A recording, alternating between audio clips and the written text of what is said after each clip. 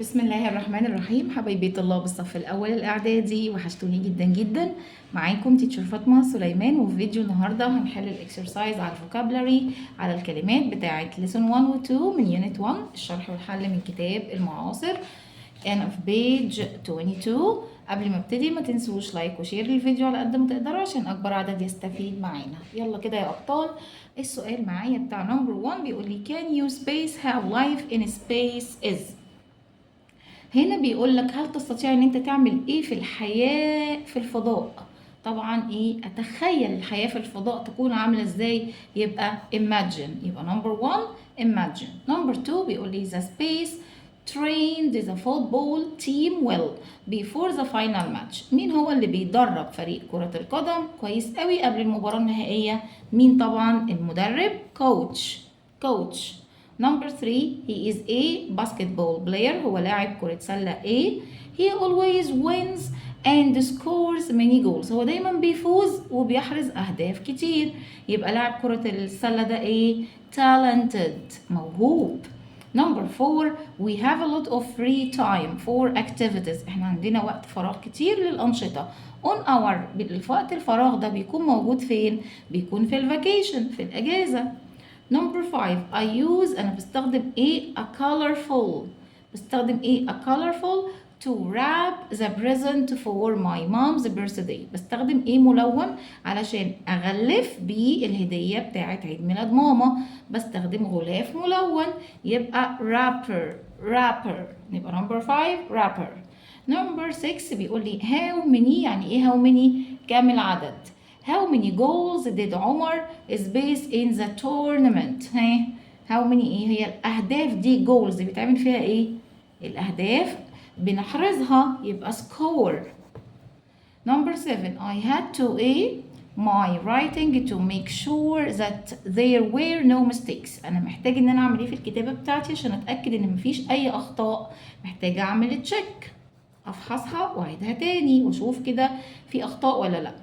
Number 8 Elsa noticed problems. إلسا لاحظت المشكلات and made changes وعملت تغييرات to aid them to solve them. حاولت إنها تعمل تغييرات علشان تحلها، يبقى solve معناها يحل. Number 9 the doctor's job. وظيفة الدكتور is بتكون but it is very important for the community. وظيفة الدكتور بتكون متعبة طبعا، بتكون tiring. Number 10 you should use a strong password. المفروض ان احنا نستخدم password قوية، كلمة مرور قوية to stay online علشان نبقى safe online، نبقى آمنين على الإنترنت. Number 11 who is the funnest space in your family. رد عليا قال لي my younger brother، أخويا الصغير. يبقى أنا عايزة أقول مين أكتر عضو مرح في عائلتك، يبقى عضو يعني member. Number 12 my favorite on the vacation is to volunteer at a community garden. عايزة أقول my favorite في الأجازة هو إن أنا أكون متطوع في حديقة مجتمعية. my favorite activity نشاطي المفضل، favorite activity. Number 13 we should say المفروض نقول things أشياء to help and support people to continue working. انت لو شايف حد كده عايز تدعمه انه يكمل شغله وتبقى مصدر دعم ليه، هتقول له اشياء اشياء ايجابيه، يبقى positive things. عندي السؤال نمبر 14 بيقول لي don't give space you're doing a great job. انت بتعمل عمل جيد، خليك استمر ما تستسلمش. يبقى لا تستسلم اسمها don't give up، ما تستسلمش don't give up. Number 15 we're happy to. احنا فرحانين part in. خد بالك احنا واخدينها كده على بعضها، اسمها take part in يشارك فيه. take part in يشارك فيه this interesting school project. ان احنا نشارك فين؟ احنا فرحانين ان احنا بنشارك فين؟ في المشروع المدرسي. يبقى take part in معناها يشارك. Number 16 أحمد didn't drink coffee. أحمد ما بيشربش قهوة. he drank juice. هو شرب مكانها احنا اتفقنا ان في كلمة instead و instead of. instead of كان بيجي وراها فعل زائد ing او اسم.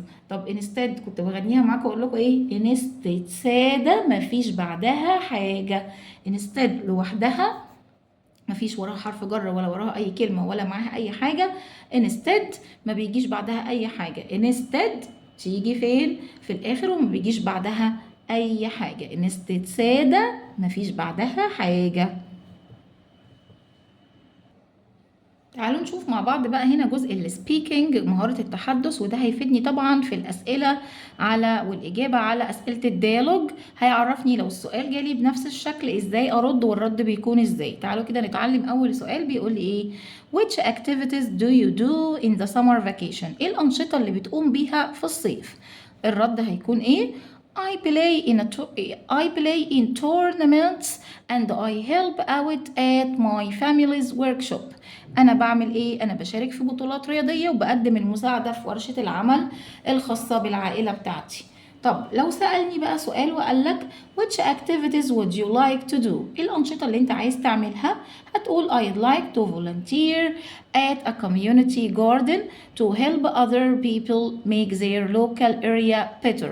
أنا أحب إن أنا أتطوع في حديقة مجتمعية عشان أساعد الآخرين إن هم يخلوا المنطقة بتاعتهم أفضل.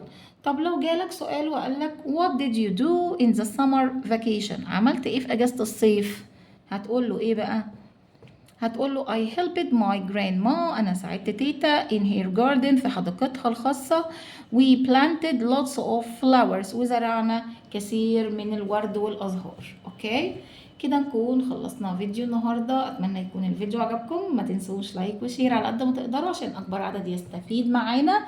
وإن شاء الله مكملة معاكم باقي المنهج. أشوفكم قريب قوي يا سنة أولى. جود باي.